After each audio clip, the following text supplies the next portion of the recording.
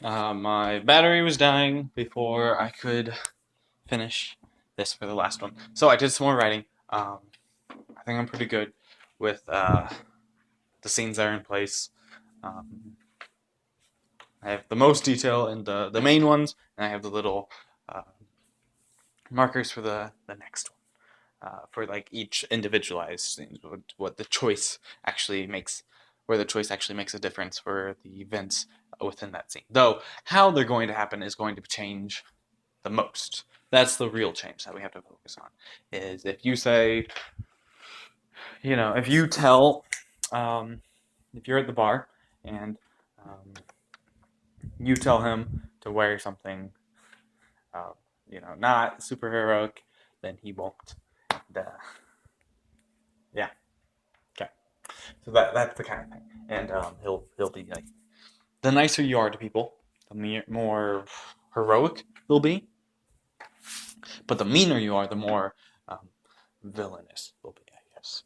And depending on the events, depending on who you go with, they'll make different people villains and heroes within the story, or antagonists, sidekicks, protagonists, whatever, teammates. Anyway, last time we were talking about episode two, or not episodes, scene two, the first choice within scene two, which is taking Amalia to her house um, after the Gonk incident. What the hell's a Gonk? Think Orson Welles when you're writing that. Look up some of his stuff. What the hell's a Gonk? Gonk. There's ice cream on my shirt. um, okay, so we have. Okay, she's going home, and he's taking her. Do we want to have them the scenes separate there? Possibly. Um, No, no, because that's just more writing. That's not really that interesting. You don't want to see them walking home. That's not that interesting. Okay, so you get the three choices. You choose choice number one. You go to 1-1.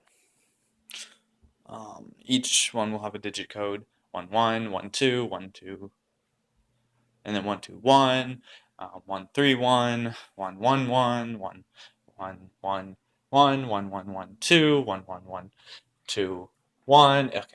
Anyway, you get the idea.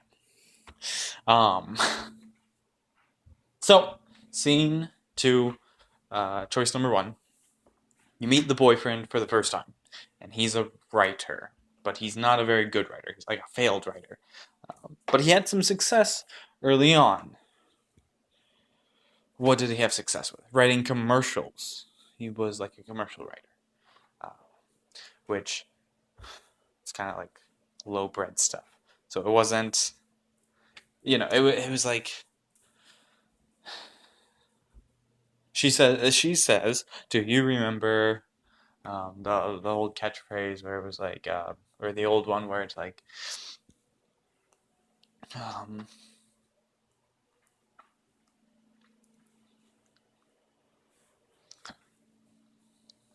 it was the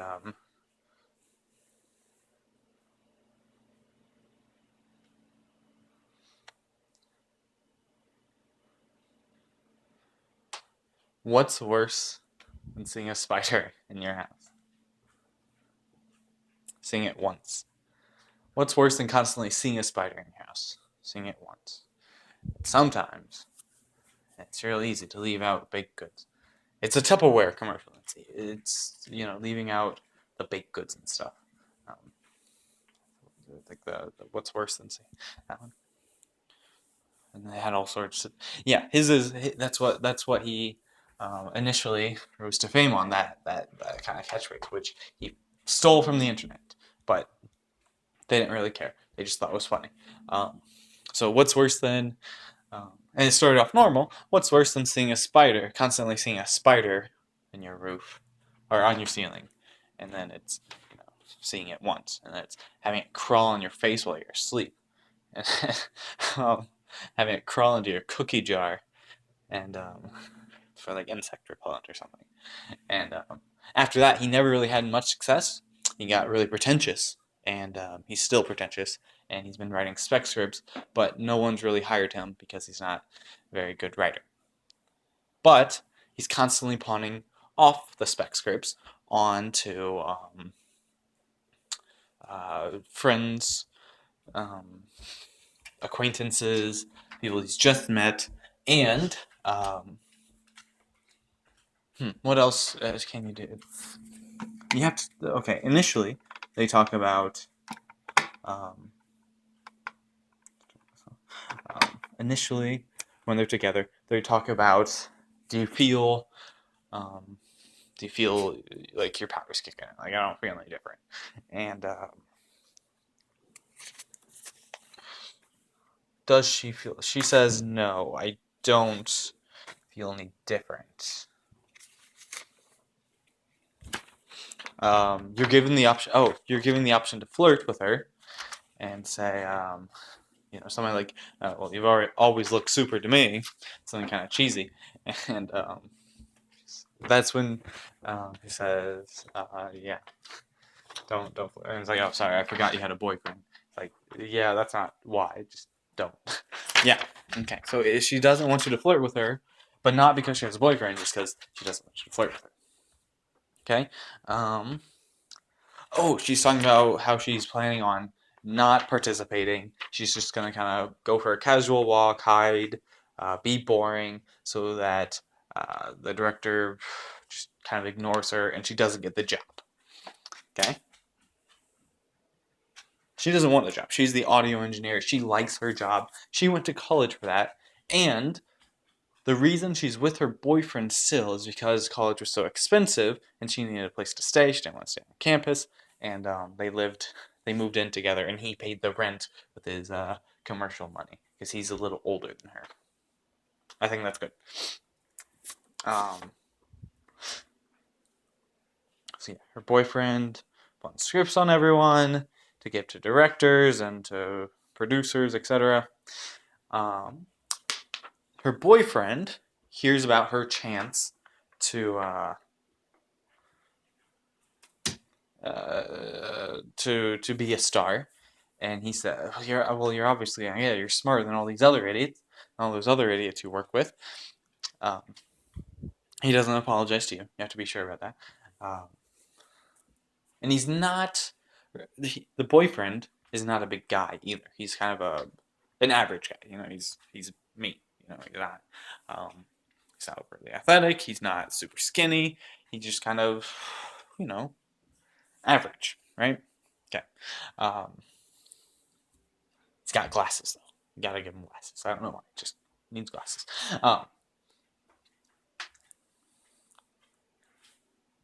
Okay.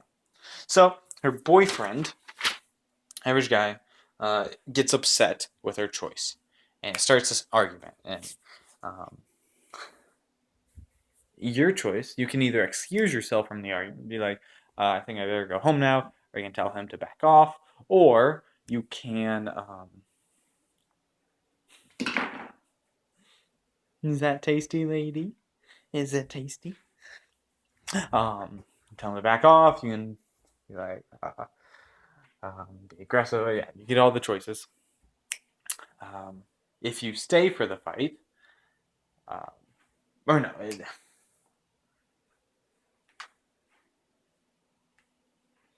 he talks about her fight in terms of him, the boyfriend. Much more handsome. Fat, handsome. Fat, handsome.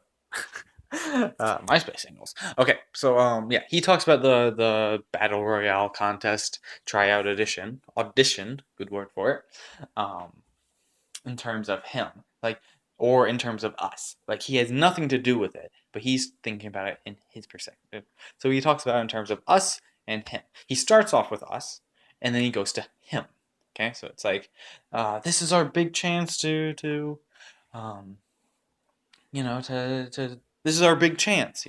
We can, you'll be the star. I'll be writing the scripts, and I'll give you all the best lines, and I'll make you look really good. I mean, I know you're nervous in front of the camera, but come on, if you've got me saying, and you got me behind you, I'm gonna give you like the cush stuff. I won't make you have any of the real conflict. Everyone will love you. You'll get the funny stuff. You'll get the very wise stuff. You'll get everything everyone loves.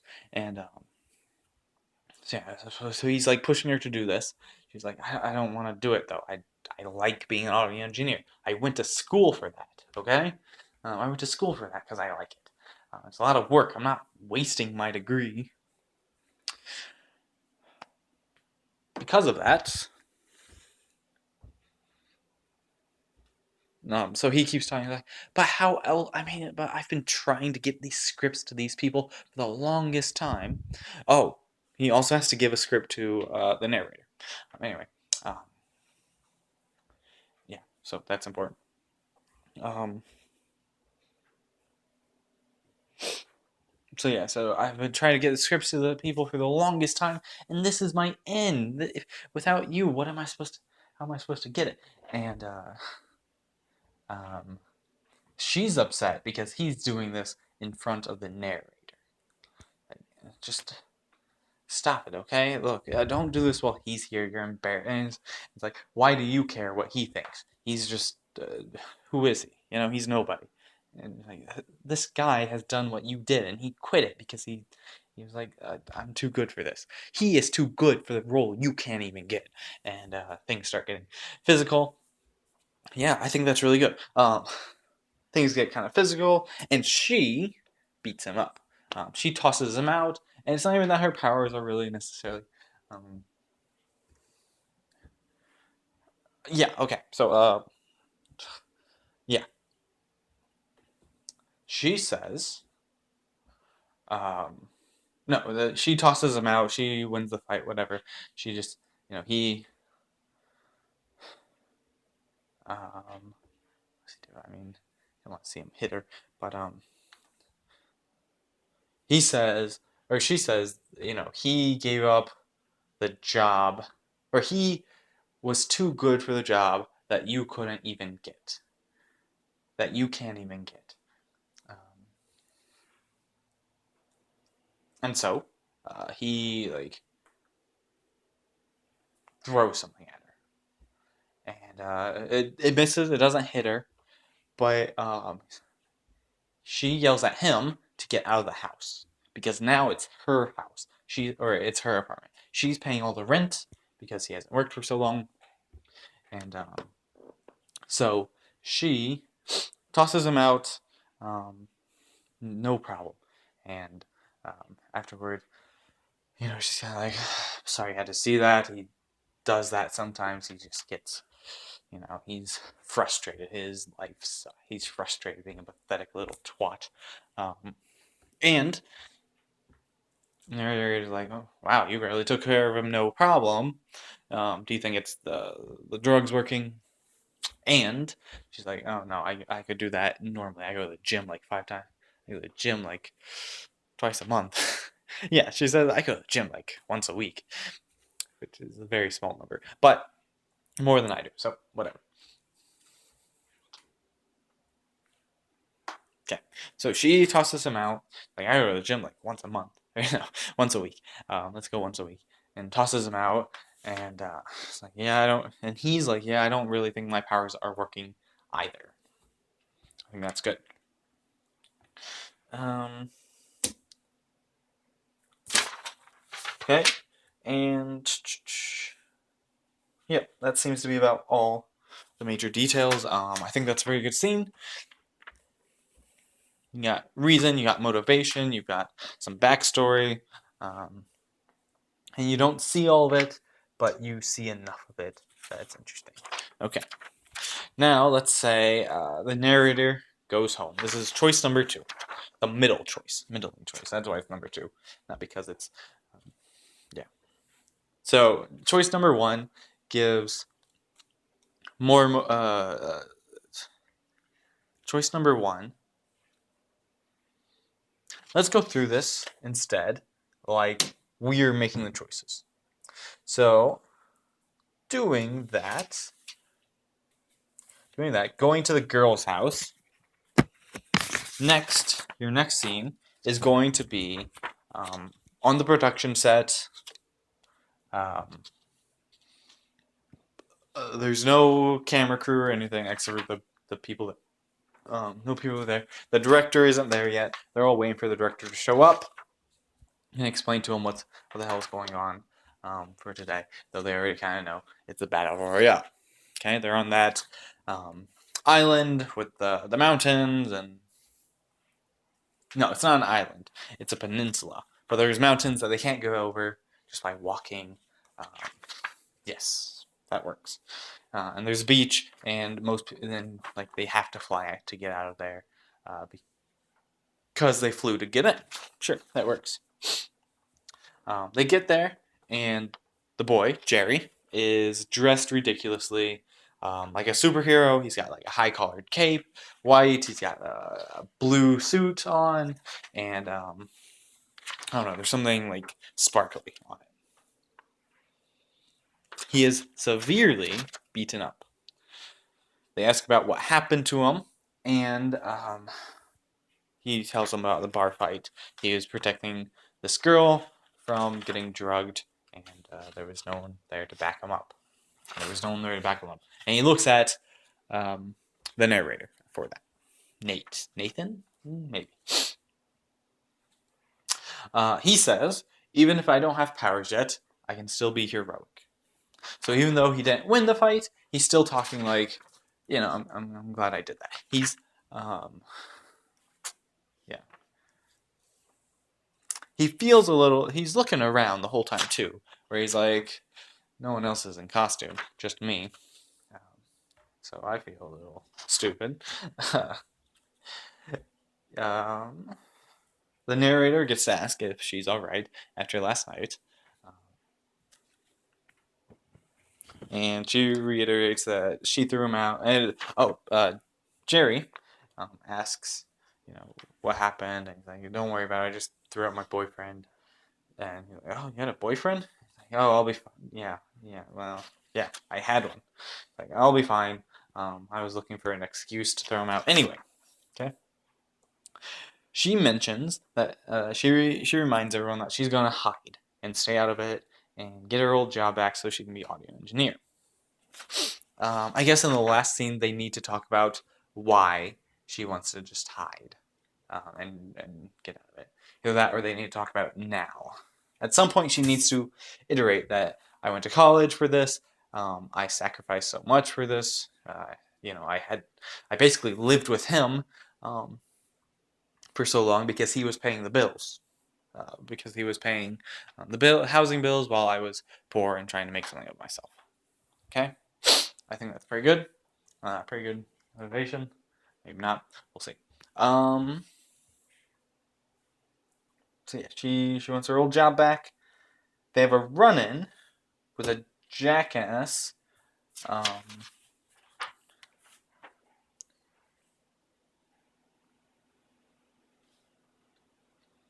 Ooh, yeah.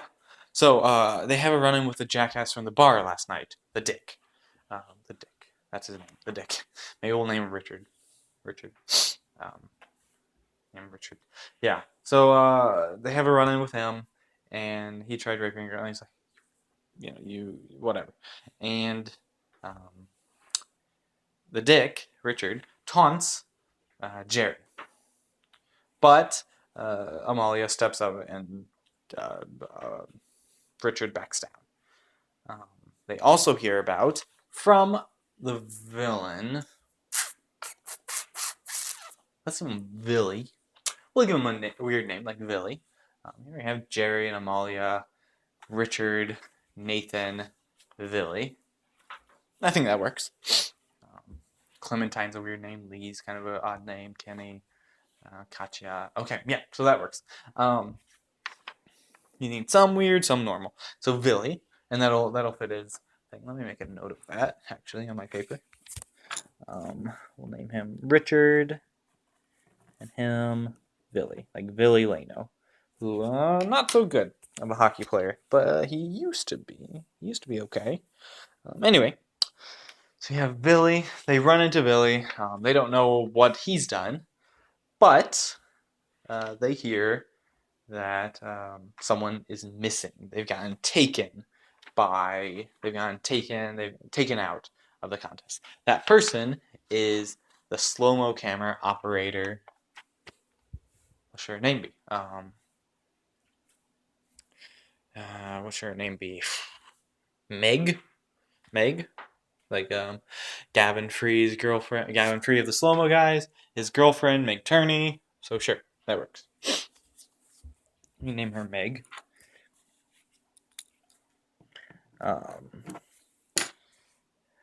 Prometheus. What's Michael Fassbender? Bender. We can name him Bender. Sure. We'll name the prosthetics guy. So if the slow mo girl gets taken out, she's replaced with Bender.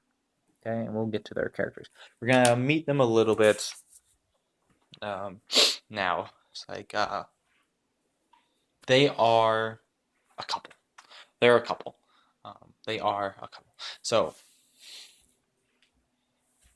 either Bender, the prosthetics guy, who's constantly looking at footage of what the classic does to a person after in a real fight, an unscripted kind of thing, in a real fight, and he sees like broken bones and just terrible wounds and like the dead, and he has to recreate this stuff. That's why he's constantly watching it.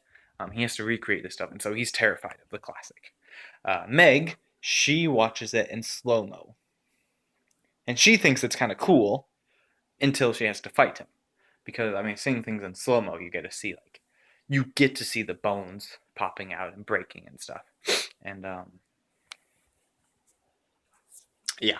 So she always gets to see the real stuff actually happening in slow mo in the Phantom Flex, and she's one of like the few people who can operate it. That they operate it perfectly. Everyone else misses the explosion. Their timing is off. Yada yada yada. Okay, so we've described the characters. Okay. So they have a run-in with Billy Leno, and he tells them, Meg has been taken out. I guess someone wanted to. They run into Billy and Bender, maybe. Yeah, that's interesting. Bender, we get to meet them both. Billy kind of describe. Bender says what's been happening. He's like, I think someone wanted to, take out the competition a little bit before everyone got their powers in. So they picked on a girl. And Amalia gets mad about it. What do you mean they picked on a girl? Or no, maybe the narrator has the choice of saying, well, then it makes sense that they chose a girl. And Amalia can get mad at him for that. What do you mean they've chosen a girl? It can be like a sexist thing. And then Billy says, well, yeah, maybe people just don't always, maybe not everyone is auditioning to be the hero here. Maybe some people are going for the villain. Foreshadowing for what he's going to do. Like, hey, it's crossed my mind. Is he the one that took her out?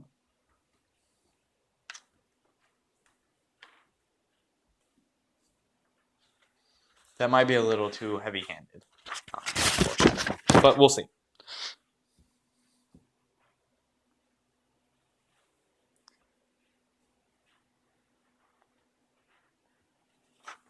Maybe he admits it right there. He's like, yeah, I'm going to be the villain. Like, yeah, I'm going to be the villain. And the director gets in and says, maybe the director comes in and says, okay, maybe the director stops the fight. And people will listen because he secretly has powers. Ooh, that'd be kind of a cool twist. My elbow itched. Okay, so a director comes in. He talks about what's going to happen. He tells you the plan, rundown. You have to.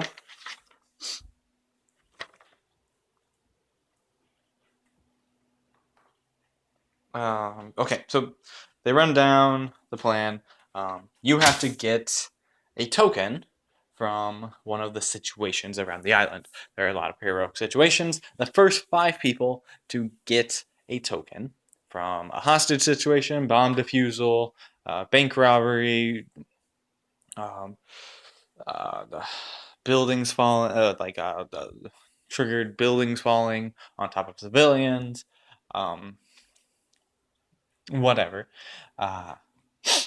They're the ones who are going to get the tokens, and a civilian will have it, or a bad guy will have it on him, and you just have to get it and go to the plane. And the first 5 people, sorry, with a token will get they'll get access to the plane, and they will have a chance to premiere and then pilot, or not the pilot, the season premiere of the show. And so it's battle royale. You can do whatever you have to get the advantage. Just try not to die. It'll be bad for ratings if it leaks, and I'm gonna have you all sign like a non-disclosure form, an NDA, so that none of this leaks to the press and we get bad publicity again, like a couple seasons ago, hinting at Slipstream's brother. Yes, okay, that's good. We can only do, and he's like, oh, we can only do so many of those in memorial slates at the end of episodes, because then people Google it and try to find out the real story. We have to make something up. And you have to bury it in fake articles and forums asking about who is this, and it turns out so they never actually find the truth, or if they do, it's like a rumor thing where it's not actually whatever. Okay, let's check all my other notes, make sure that's all I have to say about that. Save hostages, stop henchmen, save the world, yada yada yada. We need something catchy like save the cheerleader, save the world.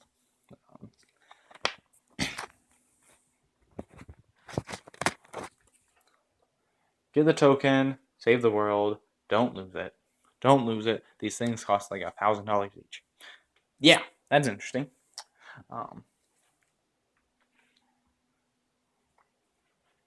Patch press. First item to choose. Okay, so we've chosen. So we've gone, from the debut over to. Sorry, my notes are all messed up.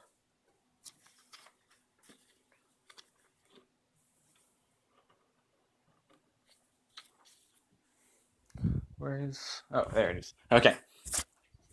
We have gone. So now we get to make the choice. The second big choice. Do you want to go and keep watch on the girl who is just going to hide? So she kind of insists that you go and help the boy. She insists you go protect him because you see how beat up he is. He obviously needs help more than she does. And she can handle herself. She's just going to hide in the bushes if she sees anyone.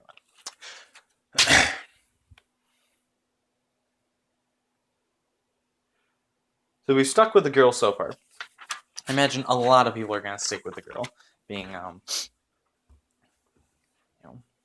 lot of guys are gamers.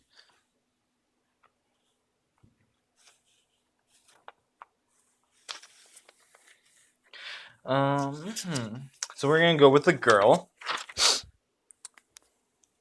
She says, the scene opens. She says, I'm just going to go for a casual walk. You don't need to come here. You don't need to come with me. I'll be fine. And she's going away from the plane, where the plane is. The plane is in this area. She's going over here. She thinks no one will be in the farthest place from the plane, so she'll be okay.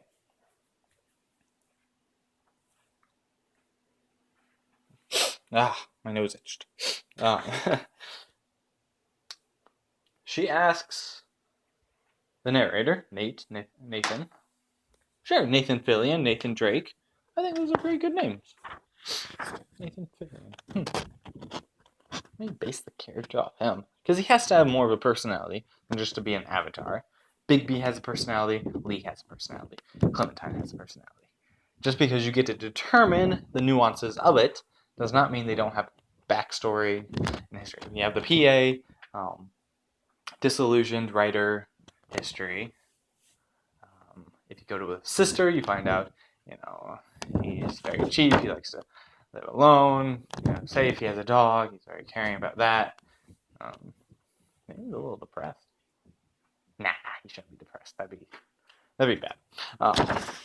That would not be as interesting of a story. as a perspective, I think. Depressed people are better for the other side to see them. Because hearing it. Okay, anyway. She asks why you're coming with her. And she says, don't you want to be a hero? You talk about the PA business, the writing. Quit after seeing what a dick the classic is. It was kind of dream crushing, and now you're just doing it to pay the bill. Right.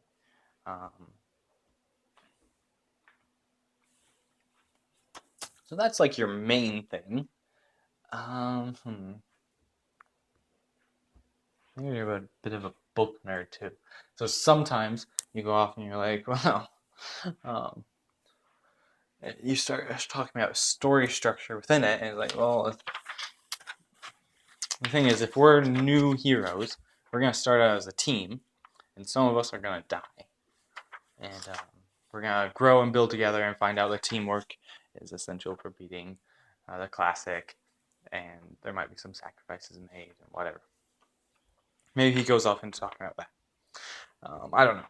We'll figure out his character later. So you get into the business about writing, PA, etc. During that situation, during that walk, you run into the dick from the bar, Richard. And he kind of teases the wimpy friend, or he teases Nate about his wimpy friend and how he thinks he's a hero. He thinks heroes on the show are actual heroes. Yeah, he's still under that illusion, and makes fun of him for that. Like, he's trying to be him, but he's not a hero. He's not strong. He can't win a fight. He's just gonna get the fuck beat out of him. Okay? Now... Alright, okay.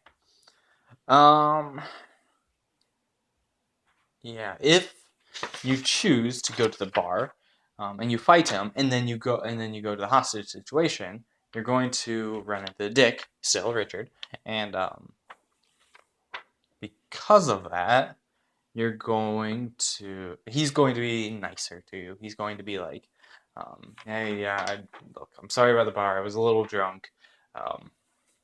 Sorry about the fight last night. I was a little drunk. He respects you more than he respects your wimpy friend, because your friend is a nerd, and you are not. You were a writer. Everyone kind of knows about you. It's your story. Let's sit down. So they get to this hostage situation, and they see a bus full of little kids taken hostage by armed gunmen, who they know have also been injected with this stuff.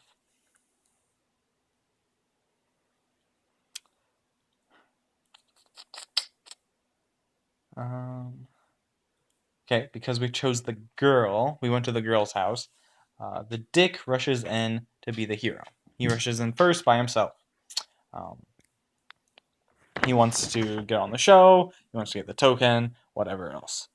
The bus driver is also a cute girl. More motivation for him. And it's and the narrator kind of has this reaction like, holy shit, they're actual kid. No, Amalia has this. Holy shit, they're actual kids. What parent would agree to let their kids do this? Do the show. Don't they know how violent it is? I mean, it's like real violence. That's why everyone's injected. The narrator has a choice of, what we say.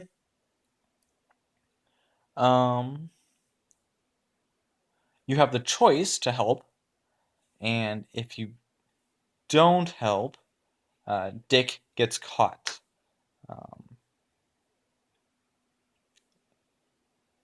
If you do help, Amalia holds you back and goes in your place and says, "Here, I'll go, and you come in."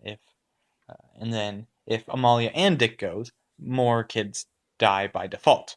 If only Dick goes, then only like one kid dies. Dick gets caught because after seeing the villain take him out, kill the actual kid, which is a holy shit moment. he challenges the bluff. He's like, oh, you're not actually going to shoot a little kid for the show. And he does. And holy shit. So Richard surrenders. The girl, Amalia, freaks out. And if she's still with you, if she's gone, then a couple of kids die. The narrator talks her into helping. Your choices then determine how many of the people die. Like, you go up and distract them and say, okay, here, I'm turning myself in. I don't want any more of these kids to die. What a hero. And while you're doing this, Amalia, if you distract them properly, Amalia sneaks up and takes them out. There's 2 gunmen. Yeah, there's 2 gunmen. And because of that, she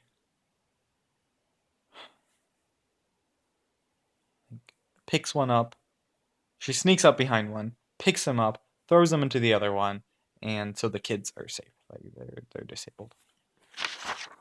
Now, because you went to her house, you have Amalia. There's a choice. You can stop Amalia from killing the hostage takers. She might kill them. She might not. Depends on what you say. If you don't, Dick will kill them anyways.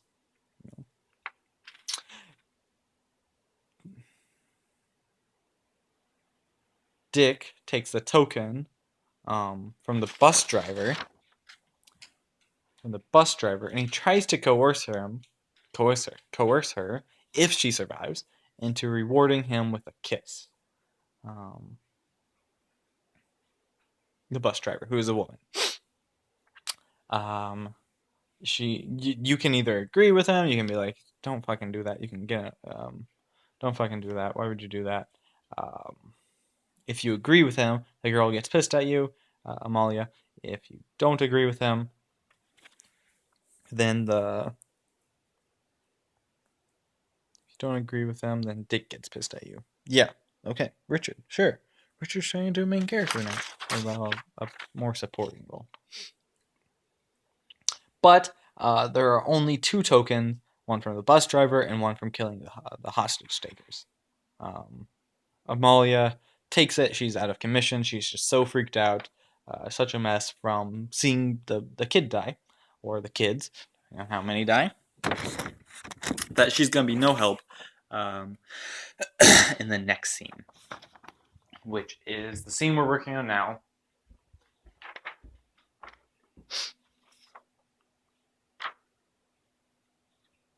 Which the next scene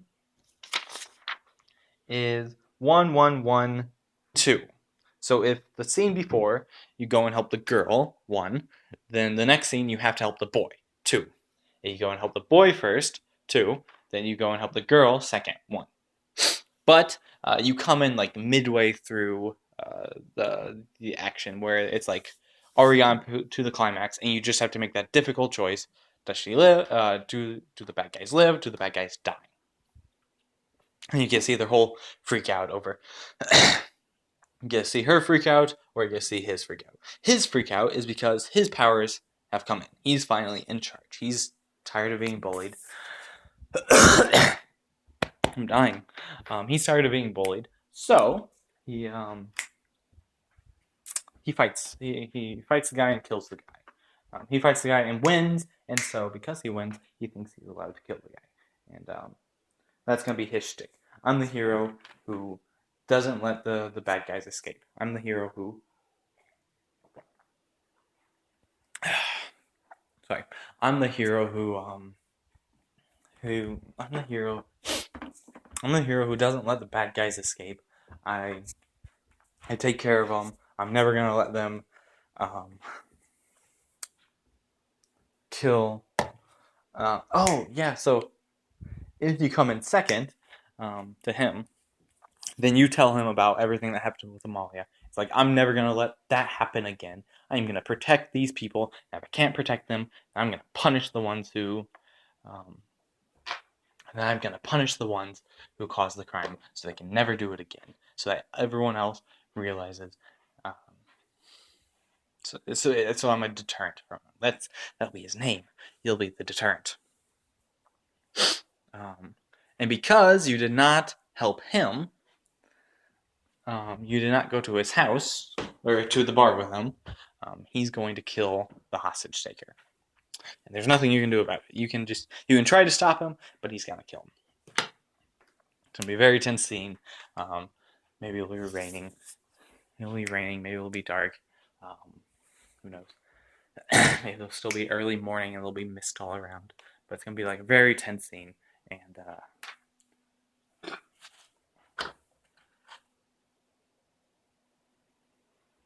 gross. Yeah.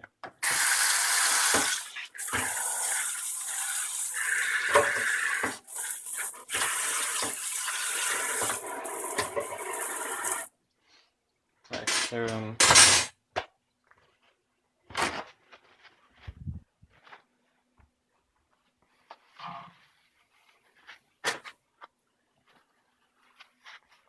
So you go and you can try and stop him.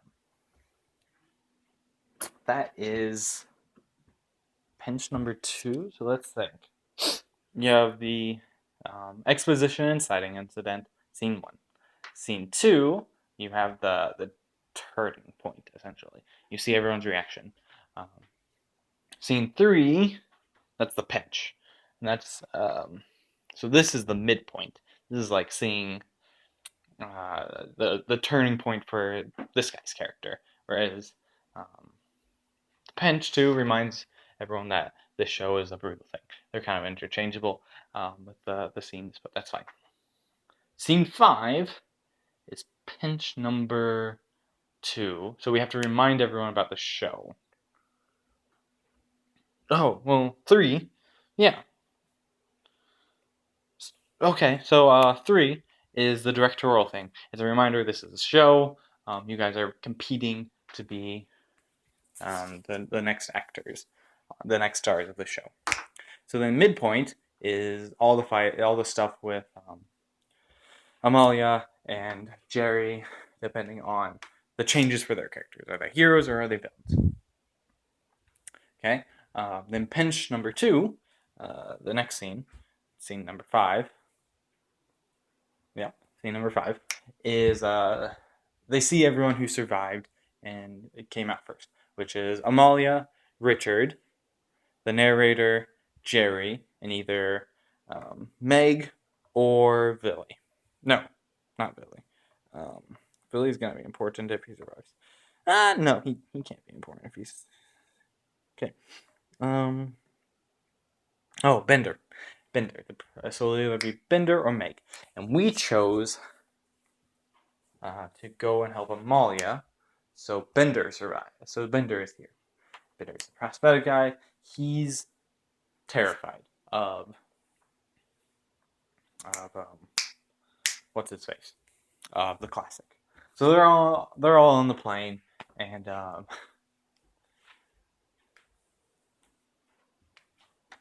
maybe he mentions that somehow.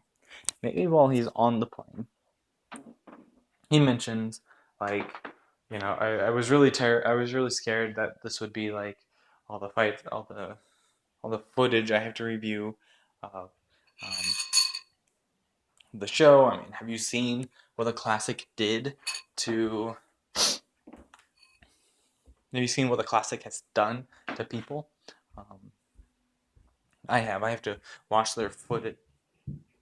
I have to watch that footage, dozens of times. Pause every frame, just so I can, properly capture,